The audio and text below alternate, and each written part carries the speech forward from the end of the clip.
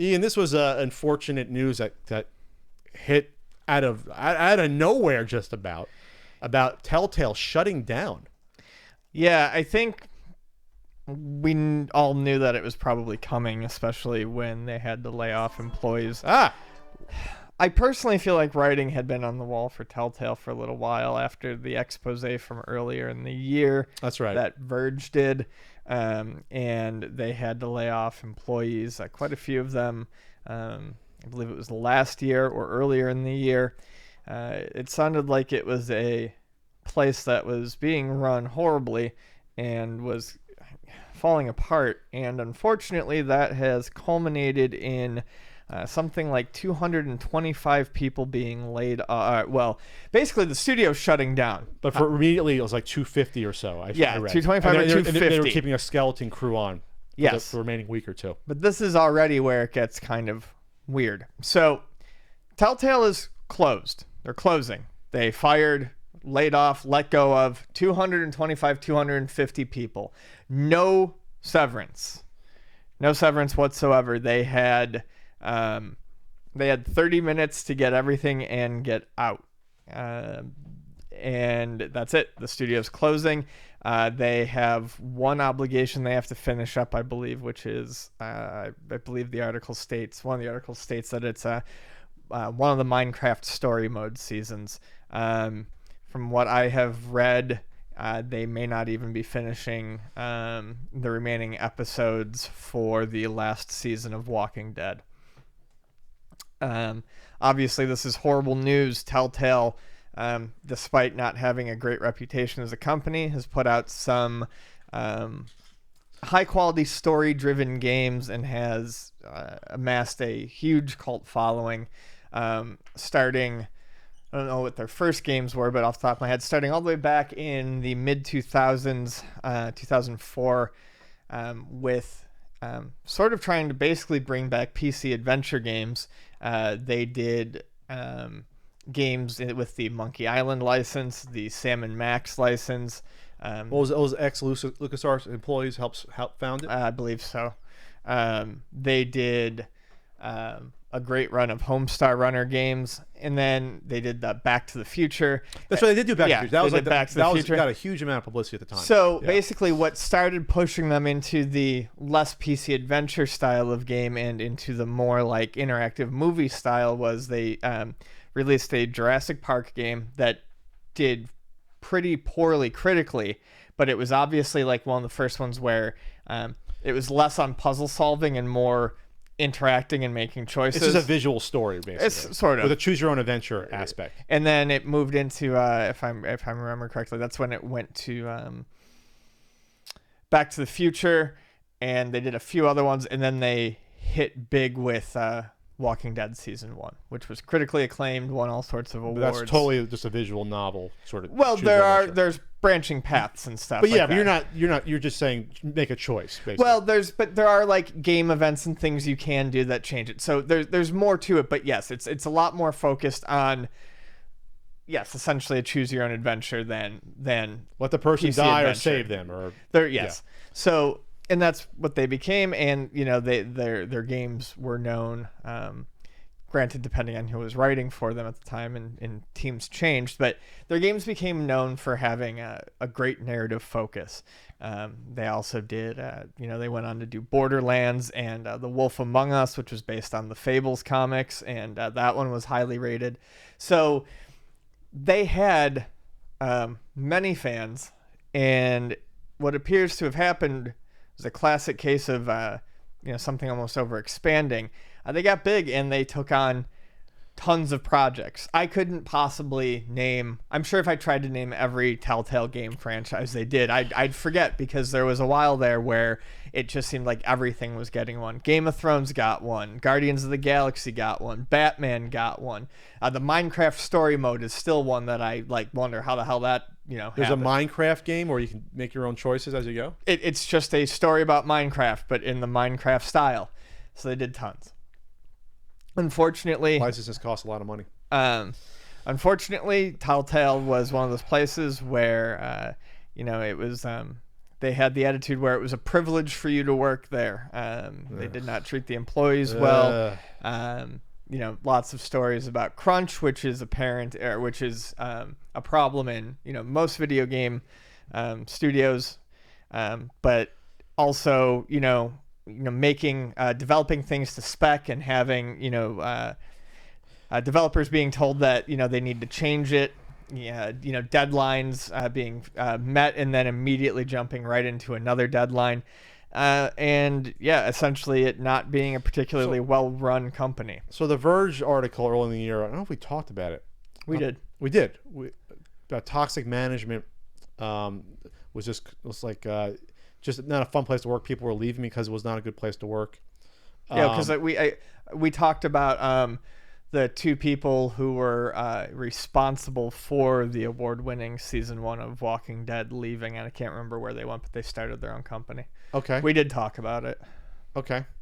That was always a full topic or not, but we brought it up. So the Walking Dead helped the company blow up, and people are selfishly wondering whether or not they're going to finish it. And I think Telltale's come out tone deaf saying, oh, don't worry, we're going to try and finish this game. People are like, what's going to happen to these employees? Yeah. And it's not just the fact that, to me, you talk about a severance issue and what that means, but not giving your employees any sort of heads up is disgusting. Yeah. Because when you're the CEO, CFO, when you're on the board or an officer, this shit's coming. It's not like all of a sudden you wake up on a Monday. You're like, oh, fuck, we can't do this. We don't have any money left, we're closing. This months in advance. You see the pipeline of your finances coming in, going out. This isn't a total shock. So the fact that I had to read a story that someone was recently hired and moved across the country a week before it happened, that is fucking disgusting. It's gross. And that's not on HR, because HR just gets the orders to hire people. They don't know what's going on with the finance behind the scenes. That's the CFO and the people in finance not communicating, saying, hey, whoa, maybe we shouldn't hire someone, have them make a life-altering decision to pick up their fucking life and move across the country to close down. That sounds like the most horrible thing that could happen to someone. Yeah, that's miserable. So to me, that just means that either parts of management aren't talking to each other, or people weren't paying attention at all, or the one or two people that knew about this were keeping everyone else in the dark. And maybe that's what's really going on. I mean, stories are going to come out that this was probably a shit show behind it. It has to be. Yeah. How do you go from a largely successful company and within a few years you run into the ground and you lay everyone off in one day? That not just downsizing, we're just done. We find no way to remain profitable. Yeah, on games that have sold a decent amount. It's not like these aren't selling, right? It wasn't even a year ago where they laid off 90 employees. I mean, they said that they're not selling well enough, and that's why. But apparently they've been selling it. And it's like, well, maybe don't feel like you need to fucking pump a season out for everything. I mean, and that's, I think, if we didn't talk about it, I certainly read up on it because we were going to talk about it, but I swear we did. When we talked about it prior, that was something that had come up. There was already people who were concerned that they were pushing the company to the limit, basically running it like they're looking at quantity over quality. Yeah, that it was going to overheat, and it doesn't look like they actually stopped any of that. Sounds like the culture of the company changed after The Walking Dead. It said in this Verge article. Yep. Former employees described Telltale in its early days as a small, tight-knit group with a strong sense of camaraderie. Probably like the early days of like Sierra. Everyone knew each other. New hires trickled in slowly. Upper management had been less involved in the day-to-day, and developers were given more freedom to do their jobs as they saw best. But the success of The Walking Dead spurred the company to expand rapidly, which is always dangerous, in order to suit both its growing ambitions and keep investors happy. And there you go. There you have it.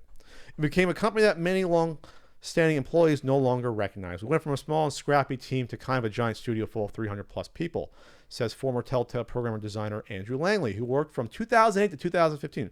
You walk around the office, you don't really recognize anybody anymore. So that's what happens. They see a success from one game. Well, imagining the success from The Walking Dead, but now you multiply that success to, 10 other games a year. Yeah. That sounds good in theory, but it's not. It's so difficult to scale. And when you scale, you lose a lot. You lose what the culture was, and you have to add more layers when you scale. And all of a sudden, like you said, then the whole culture came. And now, all right, you pumped out maybe one game a year where it was crunch time. Now it's 20. Right. throughout the company. Now people are like, what the fuck's going on? And then what happens probably is, I can only guess, the audience might have burnt out from having too many of these. So now you're having less people buy each individual one. I'm just guessing. Well, that's what happened to me. I actually enjoyed that style of game, but I only needed it once in a blue moon with certain licenses I liked. And when I tried to start keeping up on them, like, actually, I almost hit burnout when Walking Dead hit, but then I tried to keep up with a few more of them, and then I was like, too many. And then I was like, I don't want to play any of them. And I just walked away. So they burnt out their audience. There's a reason why there wasn't many of these type of games being made left, especially point-and-click adventures, because the audience is just, there was no audience, but the audience was gone. Well, that's what happened the first time around with point-and-click games. Yeah. And there are plenty of companies out there, well, not plenty, but there are companies out there, again, now that do make them. They make them well, and they're worth buying and playing. And it's because they're not being oversaturated. Problem is Telltale brought them back. They did it okay. Then they kind of went into this, I mean, it's not like this type of game is novel or new, but there's very much a Telltale template. And then, so they kind of watered down that gameplay type, and then they oversaturated the market with it. So it is really sort of that point and click thing again, only with a gameplay type that is simpler to get through, requires less fault, but has almost as little replayability as a point-and-click adventure game. Because the choices you make in Telltale games, some of them can have drastic effects, but they don't... There's not as much difference as they want you to believe. It's almost like a choose your own adventure, where it's like that one great ending, a couple of decent endings, and a lot of bad ones. You get a lot of scene-specific difference, which is cool, but your overall story is going to be roughly the same. That's not good. It's also not the good we live in the culture now with YouTube and Twitch, where, to be honest, if you want to follow along, you don't have to buy some of these, because what are you really losing if it's really just a visual story you're buying? What are you really losing if you're letting someone else play it and you just watch? You're still getting the same twists and turns of the story, the same character arcs. You know, you might have said, well, okay, I disagree with that decision, but I'm sure there's YouTube Let's Plays with almost every iteration of some of the, you know what I mean? Like, oh, here's this pass through 1, pass through 2. So to the detriment of that genre, if it's a visual story, I don't have to play it as much as I have to play even a point-and-click adventure. Right. You're not affecting it as much. You don't have to do as much thinking. You're just really saying, okay, should I make this decision in this case versus I'm trying to think of like how much, I mean, obviously you're playing like a Space Quest or a King's Quest. Yes, there's one good ending you're achieving, but there's a lot of thought process and trial and error that goes into getting that versus what you're telling me with this is that you're just making these decisions, but the story's roughly the same no matter what. Right. So all these different ingredients combine to a bad situation, but it just sounds like the worst fucking management I've ever heard of. How do you have a second life of these employees coming from LucasArts, which shuts down? You come to this new company, you know, you give it another go, and then you fail again after some time. Too many cooks in the kitchen, I guess. I guess the investors got too greedy, and they got too greedy. They were happy to make money at first, and then you grow and say, oh, well, let's just see. Well, the profit for one game is this. Well, the profit from 10 games will be that times that amount. That's not how business works. Nothing is ever that easily scalable when it comes to these, especially when it's something as fragile as a game genre that most people aren't interested in anymore. Right. So there you go. Anything else to add? It's just depressing. I just don't. And the fact that you're altering all these people's lives and not giving them a heads up is really just disgusting. It's disgusting. I don't want to see any tweets from a company after they had to lay off a few hundred people saying, "Whoa, don't worry, that new Walking Dead game might come out still." And to the people that are more gamers can be very selfish. We know that, and people in general. But for the people that are honestly more concerned about finishing up a season of their fucking game, whether it's Wolf Among Us or Walking Dead, go fuck yourselves. Yeah. Who cares? Right. I mean, if you really want to get down to the nitty gritty, maybe someone else will take over that game in a year or two from now. They'll pick up the pieces. Someone else will continue doing it. But for right now, who fucking cares about you? Also, why do you want them to finish it when it's not being made by the people who made it what you want? These people aren't machines. You can't replace the people who made it what it was. Anyways, I hope they unionize. All right. In general, or at least this company sounds like awful. In general, I feel like at some point we need something like that to make sure that this sort of shit doesn't happen. I mean, no warning, no severance. Some of these people are fucked. Oh, and all the health benefits end in 9 days. 9 days? They're not even getting able to get Cobra, huh? That sucks. 9 days. God.